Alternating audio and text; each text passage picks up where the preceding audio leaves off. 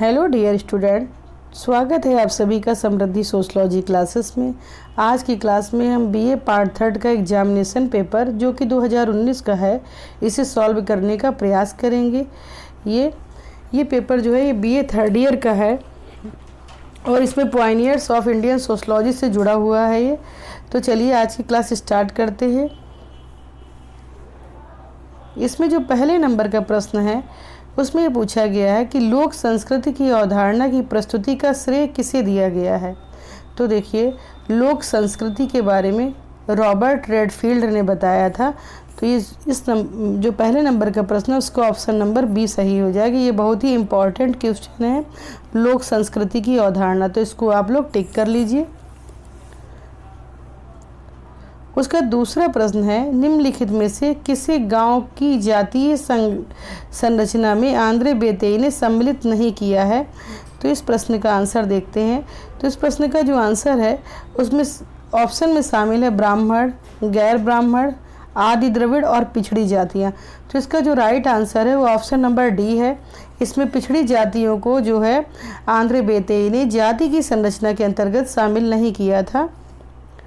उसके बाद आपका प्रश्न नंबर जो 3 है, इसमें पूछा गया है, निम्नलिखित में से किस समाजशास्त्री को वर्ष 2008 में पद्म भूषण पुरस्कार से सम्मानित किया गया या पद्म भूषण पुरस्कार प्रदान किया गया। तो इसका जो राइट आंसर है वो ऑप्शन नंबर आपका बी है।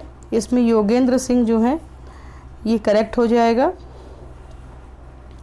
उसके बाद प्रश्न नंबर 4 है आपका, समाजशास्त्रीय अध्ययन में सामाजिक परिस्थितिकी की अवधारणा, सोशल इकोलॉजी इसको बोलते हैं, सामाजिक परिस्थितिकी की अवधारणा का प्रयोग सर्वप्रथम किसने किया था। तो इसका जो राइट आंसर होगा वो आपका ओडम होगा। ओडम ने सामाजिक परिस्थिति, सोशल इकोलॉजी की जो अवधारणा है वो प्रस्तुत करी थी। तो इसका ऑप्शन नंबर 1 जो है आपका करेक्ट होगा। उसका अगला प्रश्न है हमारा 5वें नंबर का, मानव परिस्थितिकी सामान्य परिस्थितिकी है एक शाखा है। मानव परिस्थितिकी सामान्य परिस्थितिकी की एक शाखा है, लेकिन यह स्पष्ट रूप से मानव प्राणियों और उनके पर्यावरण के पारंपरिक संबंध को स्पष्ट करती है। तो देखिए, इसमें जो ये क्वेश्चन को आप लोग डाउट में डाल लीजिए, क्योंकि इसका आंसर क्लियर नहीं है। जब भी ये आंसर क्लियर होगा तो मैं इसको डाउट कमेंट सेक्शन में कमेंट करके बता दूंगी। तो इस प्रश्न को डाउट में डाल लीजिए। उसका अगला प्रश्न है हमारा 6वें नंबर का। इसमें पूछा गया, निम्नलिखित में से किसे मुख्यतः भारत में नातेदारी के अध्ययन के लिए जाना जाता है। तो देखिए, नातेदारी के अध्ययन के लिए इरावती कर्वे को जाना जाता है। इनकी पुस्तक किनशिप ऑर्गेनाइजेशन इन इंडिया बहुत ही फेमस पुस्तक है, जिसमें उन्होंने 4 प्रकार की नातेदारी के संबंध में, मतलब उन्होंने 4 प्रकार में नातेदारी को डिवाइड किया है। उसमें उन्होंने उत्तर भारत, दक्षिण भारत, पूर्वी भारत और मध्य भारत में नातेदारी में किस प्रकार का प्रचलन है उसके संबंध में विस्तार से चर्चा की है। तो इसका जो राइट आंसर होगा वो ऑप्शन नंबर बी होगा। उसके बाद अगला प्रश्न है हमारा, योगेंद्र सिंह के अनुसार जब उच्च जाति जनजाति परंपराओं को अपनाती है तो उसे क्या कहते हैं। देखिए, योगेंद्र सिंह ने जनजातियों को के संबंध में बताया है कि जब उच्च जाति के लोग जनजातियों की परंपरा को अपनाते हैं तो उसे हम जनजातीयकरण कहते हैं। तो इसमें जो है आपका बी नंबर का जो ऑप्शन है वो करेक्ट हो जाएगा।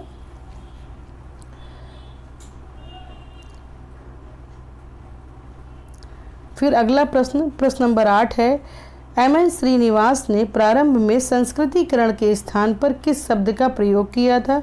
तो संस्कृतिकरण के पहले एम.एन. श्रीनिवास ने ब्राह्मणीकरण शब्द का प्रयोग किया। इसमें पहले नंबर का जो ऑप्शन नंबर ए है ये करेक्ट होगा। लौकीकरण, पश्चिमीकरण, असंस्कृतिकरण ये सब प्रयोग नहीं किए गए थे। एम.एन. श्रीनिवास के द्वारा ब्राह्मणीकरण शब्द का प्रयोग किया गया था। अगला प्रश्न है आपका, caste and communication in an Indian village का लेखक कौन है। तो इसमें 4 ऑप्शन दिए हैं, डी.एन. मजूमदार, एस.सी. दुबे और श्रीनिवास और योगेंद्र सिंह। तो इसका जो राइट आंसर है वो option number A DN. Majumdar होगा। तो इस पर टिक कर लीजिए, डी.एन. मजूमदार इसका राइट आंसर है। उसके बाद अगला प्रश्न है आपका प्रश्न नंबर 10, निम्नलिखित में से क्या प्रभु जाति का लक्षण है, मतलब प्रभु जाति के लक्षण के बारे में पूछा गया। प्रभु जाति की अवधारणा भी एम.एस. श्रीनिवास ने दी। इसी प्रकार से एक अवधारणा है प्रभु व्यक्ति। प्रभु व्यक्ति के बारे में एस.सी. दुबे ने बताया है। तो एम.एस. श्रीनिवास ने प्रभु जाति के लक्षणों में शामिल किए हैं कुछ लक्षण, वो निम्नलिखित है। देखिए, कृषि भूमि का स्वामित्व, मतलब वो कृषि योग्य भूमि का स्वामित्व रखते हैं। सदस्यों की पर्याप्त संख्या होती है। जातीय संरचना में उनका उच्च स्थान होता है। उपर्युक्त सभी। तो देखिए, इसमें से 3 जो विशेषताएं या लक्षण उन्होंने बताए हैं, ये तीनों ही प्रभु जाति के लक्षणों में शामिल हैं। तो इसका जो राइट आंसर होगा वो ऑप्शन नंबर डी करेक्ट हो जाएगा। इसका उपर्युक्त सभी ये सही होगा, चौथे नंबर का ऑप्शन। अब प्रश्न नंबर 11 है, एम.एस. राय द्वारा सामाजिक आंदोलनों के वर्गीकरण में निम्नलिखित में से किसे सम्मिलित नहीं किया गया है। तो एम.एस. राव ने सोशल मूवमेंट के बारे में अध्ययन किया। इनकी पुस्तक का नाम है सोशल मूवमेंट इन इंडिया, और उन्होंने उसमें कई प्रकार के सामाजिक आंदोलन बताए हैं। तो पिछड़ा वर्ग आंदोलन, धार्मिक आंदोलन, जनजातीय आंदोलन, ये प्रकार तो उन्होंने शामिल किए हैं, लेकिन आरक्षण विरोधी आंदोलन का जिक्र उन्होंने नहीं किया। तो इसमें जो राइट आंसर होगा वो डी नंबर का हो जाएगा।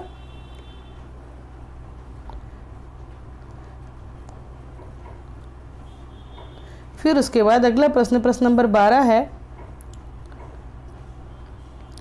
कास्ट डोमिनेंट्स इन फैक्शनिज्म के लेखक कौन है। इसमें ऑप्शन में है M N. Srinivas, G S. Ghurye, S C. Dube और टी.के. ओमन। तो इसका जो राइट आंसर होगा वो एस.सी. दुबे होगा।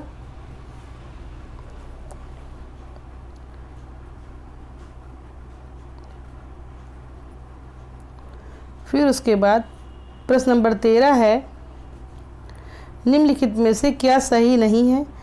ऑप्शन में है मूल्य पाशविक मूल प्रवृत्तियों को नियंत्रित करते हैं, मूल्य अनिवार्य नहीं है, मूल्य संस्कृति हेतु आवश्यक हैं, मूल्य सामाजिक सामंजस्य लाते हैं। तो इसका जो राइट आंसर है वो होगा मूल्य अनिवार्य नहीं है। इसमें बी नंबर का जो ऑप्शन है वो करेक्ट हो जाएगा, क्योंकि इसमें पूछा गया है निम्नलिखित में से क्या सही नहीं है। मूल्य पाशविक मूल प्रवृत्तियों को नियंत्रित करते हैं, ये सही है। मूल्य संस्कृति के लिए आवश्यक है, ये भी सही है। मूल समाज में सामंजस्य लाते हैं, ये बात भी बिल्कुल सही है। तो केवल बी नंबर का जो ऑप्शन है मूल अनिवार्य नहीं है, ये चीज़ सही नहीं लग रही। तो इसका ऑप्शन जो है बी नंबर का करेक्ट होगा। उसके बाद प्रश्न नंबर 14 है आपका, निम्नलिखित में से किसने अपने कार्य में मार्क्स के द्वंद्ववाद को प्रयुक्त किया है। ऑप्शन में है D P. Mukherjee, R K. Mukherjee, M N. Srinivas या जी.एस. धुरिए। तो इसमें मार्क्स के द्वंद्ववाद को अपने कार्य में डी.पी. मुखर्जी ने प्रयोग किया है। तो इसका जो राइट आंसर होगा वो आपका ऑप्शन नंबर ए हो जाएगा। उसके बाद अगला प्रश्न है आपका 15वें नंबर का, निम्नलिखित में से क्या जाति संरचना को कमजोर करता है। तो इसमें ऑप्शन में दी हुई है कुछ चीज़ें, देखते हैं इनको। औद्योगिकरण, पश्चिमीकरण, नगरीकरण। इसमें पूछा गया क्या जाति संरचना को कमजोर नहीं करता है। तो इसमें जो परंपराएं होती हैं वो जाति संरचना को मजबूती प्रदान करती हैं, जाति संरचना को कमज़ोर नहीं करती, बल्कि ऊपर के जो 3 ऑप्शन है औद्योगिकरण, पश्चिमीकरण और नगरीकरण, ये जरूर जाति संरचना को कमज़ोर करने में अपनी भूमिका निभाते हैं। तो इसका जो राइट आंसर होगा वो ऑप्शन नंबर डी हो जाएगा। अगला प्रश्न है, निम्न में से कौन सहोदर बंधु का उदाहरण है। तो देखिए, जो सहोदर बंधु होते हैं उसका मतलब भाई से होता है। तो 16 नंबर में प्रश्न पूछा गया, इसके ऑप्शन में है पिता, मामा, चाचा और पौत्र। तो सहोदर बंधु का उदाहरण इसमें भाई है, क्योंकि पिता का भाई जो चाचा होता है वो दोनों आपस में भाई भाई का रिलेशन होता है, इसलिए वो सहोदर बंधु के उदाहरण है। उसके बाद अगला प्रश्न, प्रश्न नंबर 17 है, लुई डूमो, ये फ्रांस के समाजशास्त्री से, इन्होंने प्रमलई कल्लर जनजाति का अध्ययन किया था और उसमें उन्होंने पवित्रता अपवित्रता जैसी कुछ सिद्धांत भी प्रस्तुत करे थे। तो ये इनकी प्रसिद्ध पुस्तक है होमो हायरार्किकस। ठीक है, तो इसमें जो है इन्होंने अध्ययन किया था प्रमलई कल्लर, तो कल्लर केवल दिया है, यही ऑप्शन इसका करेक्ट होगा, इसको नोट डाउन कर लीजिए।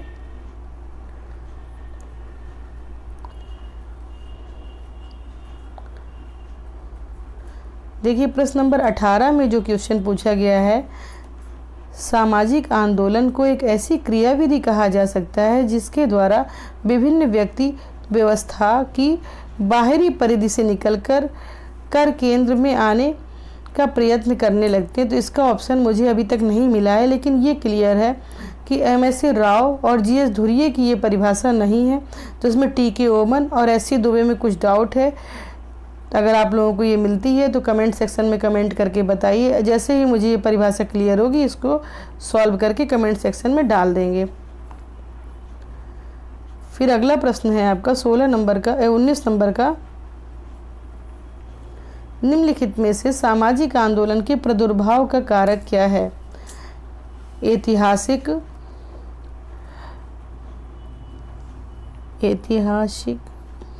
सामाजिक आंदोलन के प्रादुर्भाव का कारक पूछा गया है। इसमें ऐतिहासिक, वर्तमान सामाजिक संरचना के तत्व, समाज के भविष्य की परिकल्पना और उपर्युक्त सभी। तो इसमें जो राइट आंसर होगा ऑप्शन नंबर डी होगा, उपर्युक्त सभी इसका करेक्ट आंसर होगा। उसका प्रश्न नंबर 20 है, निम्नलिखित में से कौन सा कथन गलत है? ऑप्शन में है परंपरा समाज का संचयी विरासत है, परंपरा तर्क से प्रमाणित होती है, परंपराएं दीर्घजीवी होती हैं, परंपराएं संस्कृति का अंग होती हैं। तो देखिए इसमें 3 ऑप्शन सही हैं, जबकि एक ऑप्शन गलत है। परंपरा समाज की संचयी विरासत है, ये सही है। परंपराएं दीर्घजीवी होती हैं क्योंकि एक पीढ़ी से दूसरी पीढ़ी तक हस्तांतरित होती रहती हैं। परंपराएं संस्कृति का अंग है। तो इसका जो बी नंबर का ऑप्शन है परंपराएं तर्क से प्रमाणित होती हैं, ये गलत है। उसके बाद प्रश्न नंबर 21 है आपका, धुर्ये का जाति सिद्धांत क्या है? ब्राह्मणवादी, व्यावसायिक, संघर्ष सिद्धांत, संवैधानिक। तो इसमें जो ऑप्शन नंबर ए है ब्राह्मणवादी, ये करेक्ट होगा। उसके बाद प्रश्न नंबर 22 है आपका, social change in modern India के लेखक कौन है? तो social change in modern India ये पुस्तक आपकी एम.एन. श्रीनिवास की थी। तो इसके लेखक एम.एन. श्रीनिवास हैं।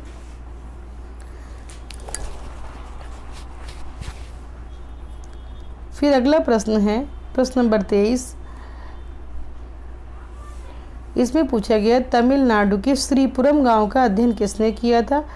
तो इसमें तमिलनाडु के श्रीपुरम गांव के बारे में आंद्रे बेतेई ने अध्ययन किया था और उनकी एक बहुत फेमस पुस्तक है जो उन्होंने प्रकाशित की थी, कास्ट, क्लास एंड पावर। इस टाइप की उनकी पुस्तक है, तो इसको नोट डाउन करके लिख लीजिए, तो ये आपके काम आएगा क्योंकि एग्ज़ाम में पुस्तक भी इनकी कभी कभी पूछ ली जाती है।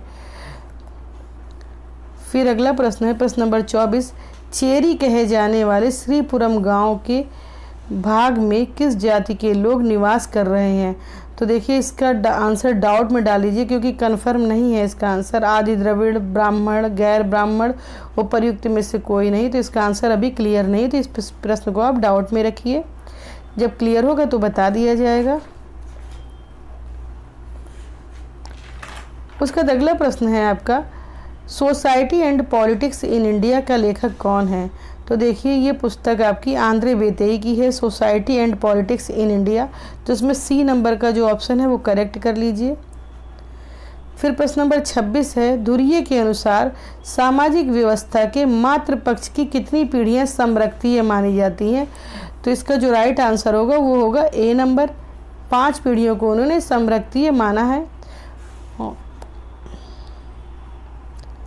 फिर अगला प्रश्न है आपका प्रश्न नंबर 27, निम्नलिखित में से कौन सा कथन असत्य है? इसमें 4 ऑप्शन दिए हुए हैं। जाति व्यवस्था में समाज कई खंडों में विभक्त होता है, ये सही है कथन। दूसरा है प्रत्येक जाति अन्य जातियों की सापेक्ष उच्च या निम्न स्थिति में रखी जाती है, ये भी राइट है। फिर उसके बाद सी नंबर में है धार्मिक गतिविधियों में सभी जातियों को समान अधिकार होते हैं। तो धार्मिक गतिविधियों में सभी जातियों को समान अधिकार नहीं होते हैं, तो ये जो ऑप्शन है वो गलत है आपका। तो यही वाला हो जाएगा इसका, क्योंकि असत्य कथन पूछा गया है। फिर डी नंबर में दिया जाति व्यवस्था में विवाह संबंधी कठोर नियम होते हैं, तो ये भी सही है।